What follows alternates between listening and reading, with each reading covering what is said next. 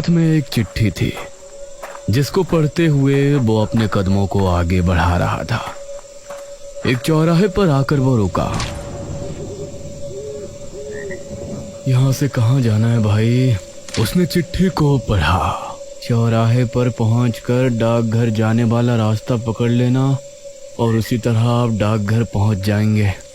वाह, डाकघर वाले रास्ते पर आगे बढ़ना है, लेकिन डाकघर का रास्ता कौन सा है ये तो लिखा ही नहीं। तभी उसने देखा कि एक रास्ते पर एक बोर्ड लगा है जिस पर डाकघर का रास्ता बताया गया है। शुक्र है भगवान का, वो उसी रास्ते पर आगे बढ़ गया। तकरीबन 15 मिनट चलने के बाद उसे जंगल के बीच एक डाकघर नजर आया। लगता है यही है। डाकघर के बाहर एक आदमी खड़ा हुआ था। क्या आप ही नए डाक बाबू हैं? जी हाँ, सही पहचाना। मेरा नाम महेश है। मेरा यहाँ डाक बाबू के लिए पोस्ट किया गया है। ठीक है साहब, ये डाकघर है और मैं आपका शागिर्द राजू। अब आप अंदर जाइए, मैं सुबह आपका नाश्ता ले आऊंगा। अरे ऐसा कैसे हो सकता है? आप मेरे शागिर्द हैं, ये आपकी ड्यूटी है। आप मेरे साथ नहीं रहेंगे तो कौन रहेगा? वो मुझे पता है साहब, लेकिन मैं रात में यहाँ नहीं रुक सकता। चाहे आप मुझे नौकरी से निकलवा दीजिए। हाँ। ये बात सुनकर महेश को बहुत अजीब लगा। ये कहकर राजू वहां से चला गया। कमाल है, मेरा शागिर्द होने के बावजूद मेरी मर्जी के खिलाफ चला गया। चलो कोई बात नहीं, बुजुर्ग आदमी है, क्या ही बोलूं। ये कहकर वो डाकघर के अंदर चला गया। डाकघर अंदर से काफी पुराना लग रहा था, लेकिन उसमें सफाई अच्छे से हुई थी। एक शेल्फ था जिसमें कई किताबें रखी हुई थी और आसपास लगे शेल्फ में फाइल और चिट्ठियां रखी थी। अरे, ऐसा लगता है कि यहाँ कई दिनों से कोई डाक बाबू नहीं आया है। उसने एक किताब निकाली और बिस्तर पर लेटकर पढ़ने लगा। इस तरफ राजू अभी तेज तेज कदमों के साथ आगे बढ़ रहा था। मुझे जल्दी से निकल जाना चाहिए, वरना वो आ गया तो राम राम राम राम। तभी राजू को पीछे साइकिल की घंटी और सांसों की आवाज सुनाई देने लगी।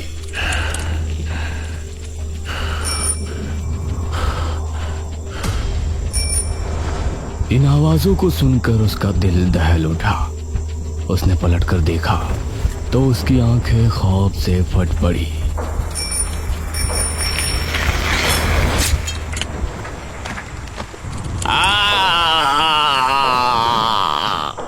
महेश की यहाँ पहली रात थी, इसलिए उसे नींद भी नहीं आ रही थी।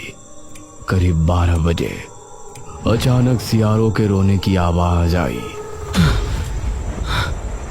और महेश चौंक गया। उसके हाथ से किताब छूटकर नीचे गिर गई। अरे, ये तो जंगल है, यहाँ तो ऐसी आवाजें आना आम बात है। मुझे इनकी आदत डालनी पड़ेगी। उसने किताब उठाई और फिर से पढ़ने लगा। तभी उसे कुत्तों के भौंकने की आवाज आई। अरे, अब इन्हें क्या हो गया भाई? वो उठा और उसने खिड़की बंद कर दी। फिर वापस आकर पलंग पर लेट गया। उसने किताब का अगला पन्ना पलटा। तभी उसे एक तेज सांस लेने की आवाज सुनाई दी।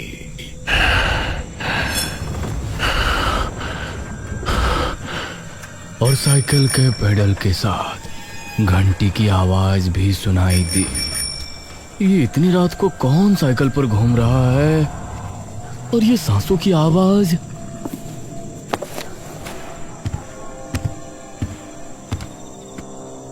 महेश को अब बाहर जाकर देखने की हिम्मत नहीं हुई।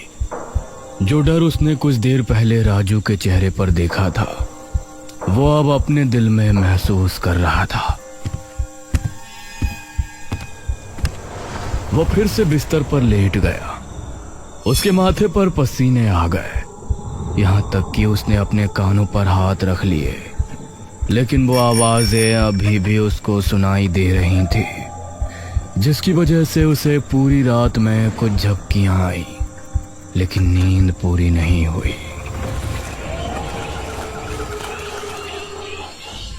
सुबह के 6 बजे जब घंटा बजा तो उसकी आंख खुली। हे भगवान, शुक्र है तेरा।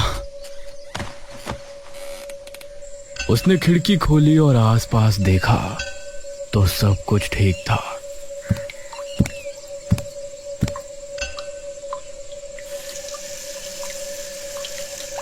उसने अपना चेहरा धोया और डाकघर से बाहर निकला। इस राजू को अब तो आ जाना चाहिए था।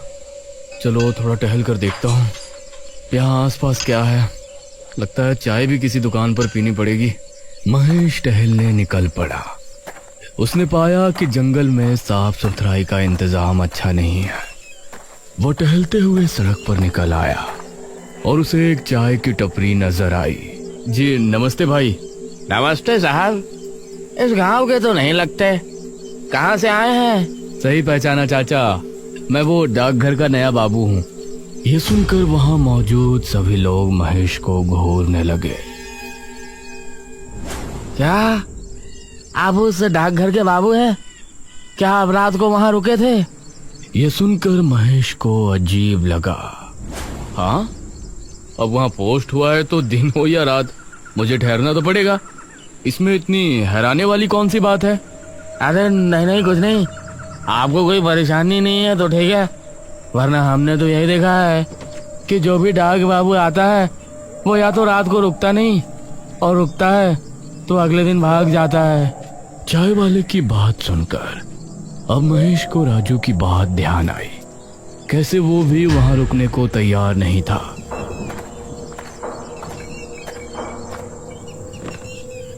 चाय वाले ने महेश को चाय का कुल्हड़ थमा दिया, लेकिन महेश उसके चेहरे पर डर के भाव साफ देख पा रहा था।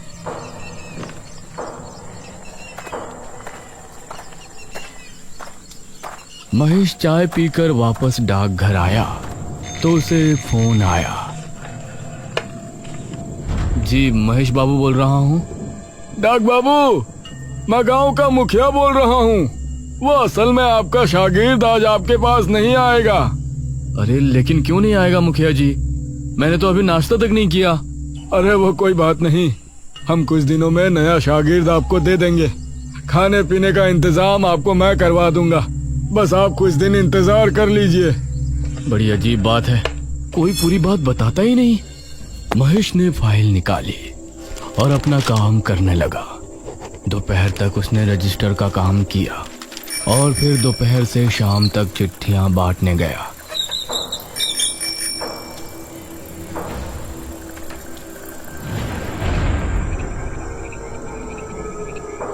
रात के समय आज डाकघर को देखते हुए उसकी सांसें तेज हो रही थी। उसने भगवान का नाम लिया और डाकघर के अंदर चल दिया।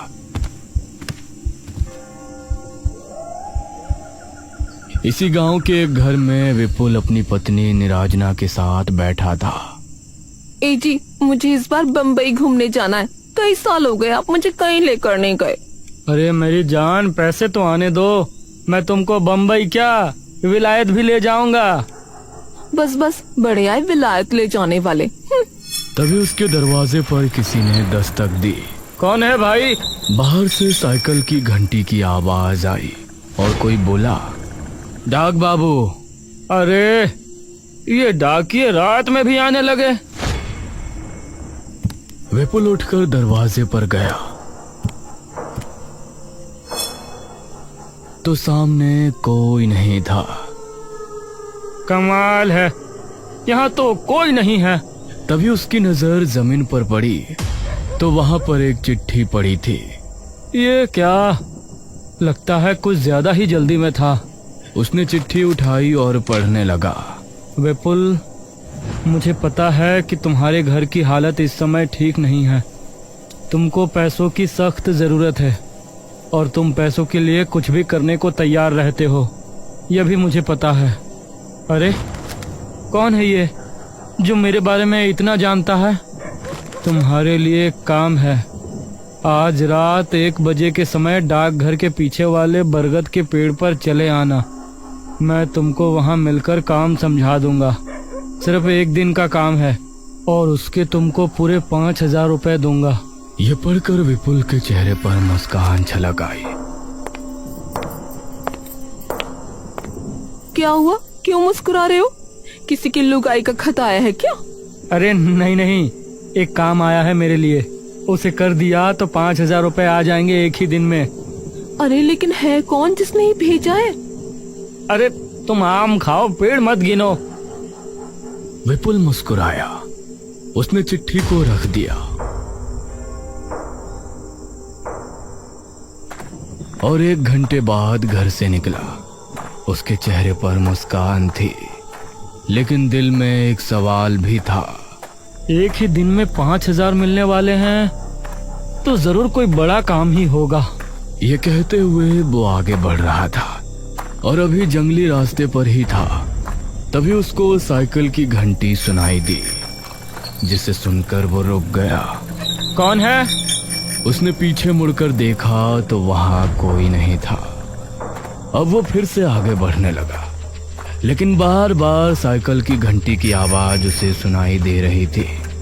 वह डर को काबू में रखते हुए बरगद के पेड़ के पास पहुंचा। अरे यहाँ तो कोई नहीं है, बरगद का पेड़ तो यही है। अरे कौन है भाई, क्या मेरा उल्लू बनाया है?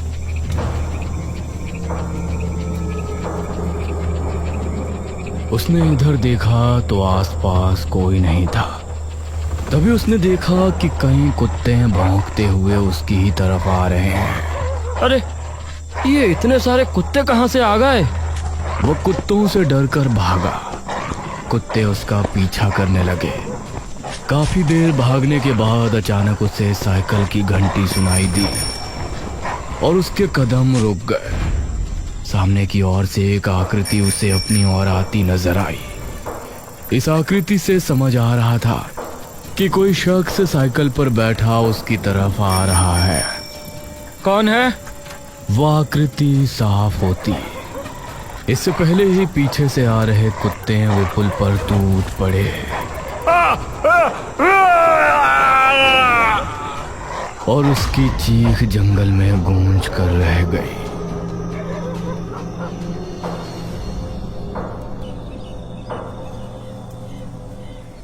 सुबह होने पर विपुल की लाश जंगल में पाई गई। उसकी पत्नी उसकी लाश के पास बैठी रो रही थी। कुछ गांव वालों के साथ मुखिया और महेश भी वहां मौजूद थे। ये विपुल इतनी रात में भला यहाँ क्या करने आया था? इन्हें डाक बाबू कोई चिट्ठी देकर गए थे और ये कह रहे थे कि चिट्ठी लिखने वाले ने यही इन्हें जंगल में बुलाया है। ये सुनकर महेश हैरान रह गया। अरे ये कैसे हो सकता है? मैं तो रात में कहीं कोई चिट्ठी देने नहीं गया। ये सुनकर मुखिया और सभी गांव वाले हैरान रह गए, लेकिन किसी के मुंह से कुछ नहीं निकला। इस घटना को देखकर महेश के मन में कई सवाल उठे, लेकिन जवाब देने वाला कोई नहीं था। वो डाकघर वापस आया और अपने काम में लग गया। अगली रात मुखिया की बेटी नुपुर अपने पतिदेव बलदेव के साथ अपने घर पर बैठी बातें कर रही थी। तभी दरवाजे पर दस्तक हुई। जरा देखो तो जान, कौन है दरवाजे पर? अरे मैं क्यों देखूं? पूरा दिन काम करके थक चुकी हूँ, तुम देखो। अरे इतने बड़े घर में रह रही हो, फिर भी मेरी जरा भी कद्र नहीं है तुमको। अरे वाह, भूल गए, ये बड़ा सा घर तुमको मिला भी है मेरी वजह से। चलो जल्दी से जाओ। उसकी बात सुनकर बलदेव दरवाजे पर पहुंचा तो उसे सामने जमीन पर एक चिट्ठी नजर आई। इतनी रात में भला कौन चिट्ठी देने आया होगा? उसने चिट्ठी को उठाया और पढ़ने लगा। तुम्हारे गुनाहों की सजा तुमको मिलने वाली है। तुमने जिस गुनाह को अंजाम देकर सच छिपा लिया था, अब वो सबके सामने आने वाला है। क्या हुआ जी? आपके चेहरे का रंग कैसे उड़ गया? अरे इस चिट्ठी में लिखा है कि उसने सारी बात नुपुर को बताई। कौन है ये? कहीं से सचमुच कुछ पता तो नहीं? आगे पढ़ता हूँ। मुझे तो बहुत डर लग रहा है। अगर तुम चाहते हो कि तुम्हारा गुनाह अब भी छिपा रहे तो तुम 12 बजे डाकघर के पीछे लगे बरगद के पेड़ पर पहुंच जाओ। मैं वहां तुमको मिलूंगा। बाकी की बातें वहीं होंगी। हमें जाना होगा। ये जो भी है, हमें इसको रोकना ही पड़ेगा। अब बलदेव नुपुर को लेकर घर से निकला और बरगद के पेड़ की तरफ रवाना हो गया। उसे कुछ ही दूरी पर डाकघर भी दिखाई दे रहा था। कौन है? क्या कोई मुझे सुन पा रहा है? तभी इन दोनों को साइकिल की घंटी सुनाई दी। दोनों ने चौंकते हुए देखा तो वही साइकिल सवार आकृति उनकी तरफ बढ़ रही थी। वह बहुत तेजी में था। वो बिजली की रफ्तार से इनके करीब आया और इन पर भी हमला हुआ। यह चीख डाकघर में बैठे महेश को सुनाई दी। इस बार मुझे देखना ही पड़ेगा। महेश जल्दी से उस जगह पहुंचा तो उसने पाया कि बलदेव और नुपुर उसी हालत में मरे पड़े हैं जैसे विपुल की मौत हुई थी। कौन है ये? क्यों लोगों को मार रहा है? कोई जानवर है या राक्षस? तभी उसने सामने से एक साइकिल को आते हुए देखा। उसे आता देखकर महेश का गला सूख रहा था। जैसे जैसे उसका चेहरा साफ होता गया तो महेश के दिल की धड़कन मानो ट्रेन के इंजन की तरह दौड़ पड़ी। महेश ने आगे कदम बढ़ाया लेकिन उसका पैर एक पत्थर से टकराया। महेश गिर गया और उसके सर पर चोट आने की वजह से बेहोश हो गया।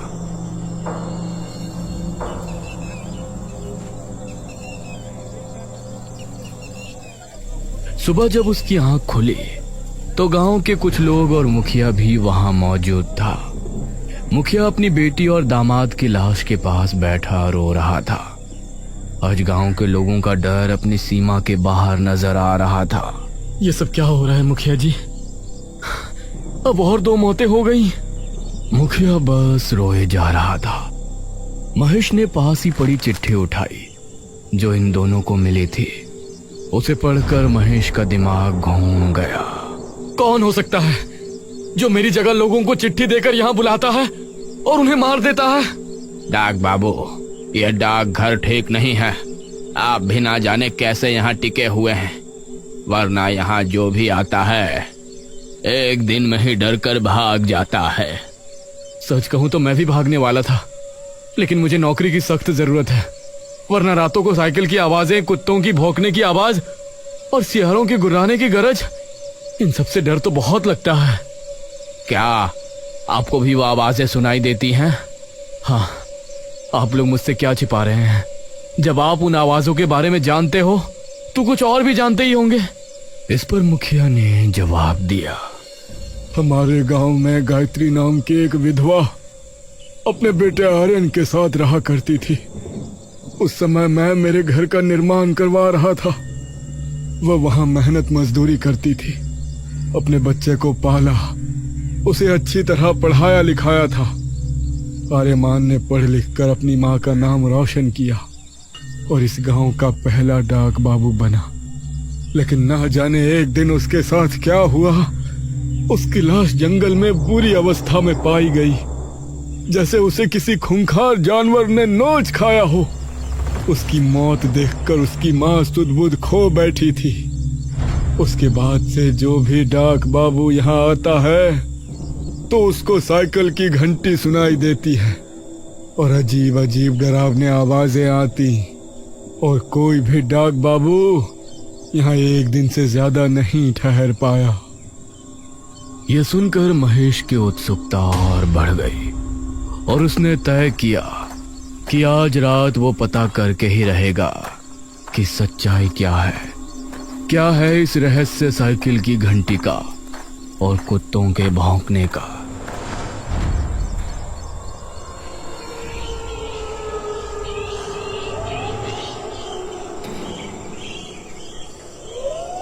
रात होने पर महेश डाकघर के दरवाजे पर खड़ा हो गया।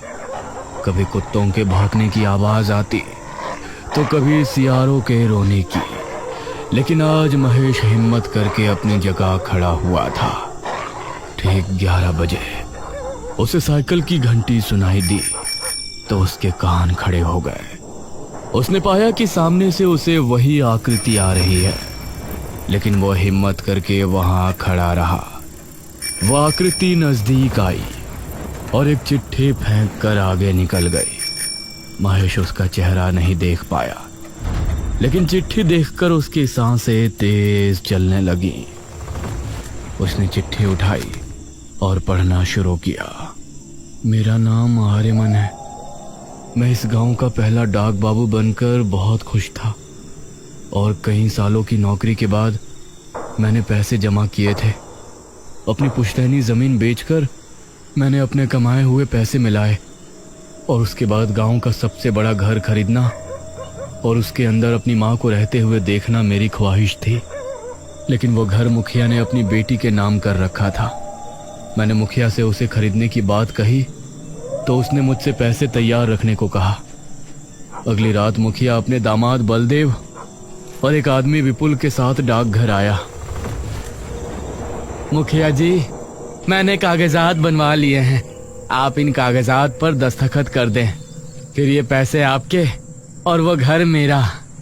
मुखिया ने पहले पैसों की गिनती विपुल और बलदेव से करवाई। मुखिया जी, अब इन कागजों पर अपने दस्तखत कर दें। क्यों नहीं डाक बाबू? तभी मुखिया ने विपुल को इशारा किया और उसने मेरे सर पर डंडा मारा। वो घर मेरी बेटी के नाम है और वही उसमें रहेगी। यह सब नाटक तो मैंने तेरी जमीन के पैसे और तेरी जमा पूंजी हड़पने के लिए किया था। इस गांव में सबसे अमीर मैं हूँ और मैं ही रहूंगा। मुखिया और उन गांव वालों ने मिलकर मुझे बरगद के पेड़ के नीचे फिकवा दिया। इसलिए जब भी कोई डाक बाबू आता है तो मैं उसे अपनी कहानी सुनाने की कोशिश करता, क्योंकि मैं चाहता था कि मुखिया की और मेरे खून की हकीकत सबके सामने आए।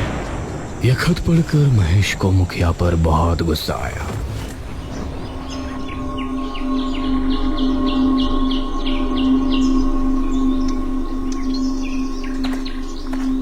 वो अगली सुबह मुखिया के घर पहुंचा।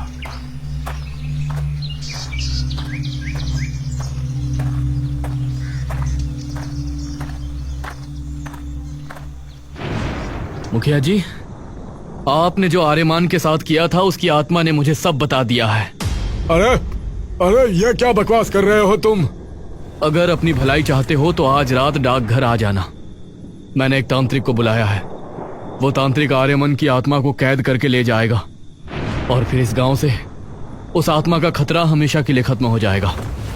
मुझे भी उससे तभी छुटकारा मिलेगा। यह सुनकर मुखिया के चेहरे पर मुस्कान छलक आई। ये हुई ना बात।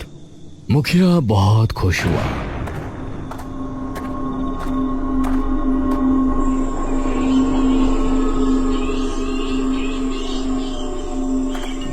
और रात होने पर वो डाकघर पहुंचा।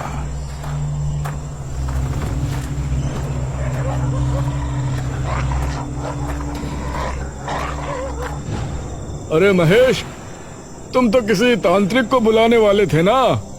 कहाँ है वो तांत्रिक? अब आप आ गए हैं तो वो भी आता ही होगा। उसके इतना कहते ही साइकिल की घंटी की आवाज सुनाई दी। मुखिया के चेहरे का रंग उड़ गया। दोनों को सामने से आकृति नजर आई और कुछ ही दूरी पर आकर वो रुक गई। ये क्या है? तूने मुझे मारकर अच्छा नहीं किया मुखिया। अब मैं तुझे जिंदा नहीं छोड़ूंगा। अरे ये क्या है महेश? उसकी आत्मा हमारे सामने है। अरे जल्दी से तांत्रिक को बुलाकर इसे कैद कराओ। क्या तुम भी इससे मिल गए हो? अगर किसी को भी बताया कि इसे मैं नहीं मारा था तो मैं तुमको भी जिंदा नहीं छोड़ूंगा। हाँ। उसी समय वहां छिपा कोतवाल सामने आया। मुखिया जी, मैंने सब कुछ सुन लिया है। अब अपने आप को कानून के हवाले कर दो। कोतवाल को देखकर मुखिया हैरान रह गया और भागने लगा। तभी आर्यमन की आत्मा ने उसे हवा में उठाया अरे! और उसे बहुत ऊपर से ले जाकर छोड़ दिया।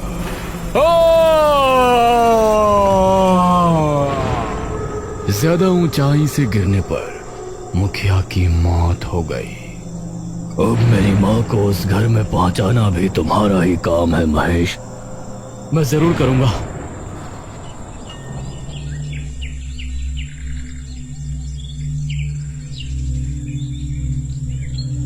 मुखिया की जुल्मी कहानी गांव के सामने आई। अब महेश के बयानों को लेने के बाद कोतवाल के जरिए आर्यमन की मां को उस बड़े से घर में रहने की इजाजत मिल गई। उसे अपने बेटे की मौत का गम था, लेकिन उसका सपना पूरा होने की खुशी भी थी।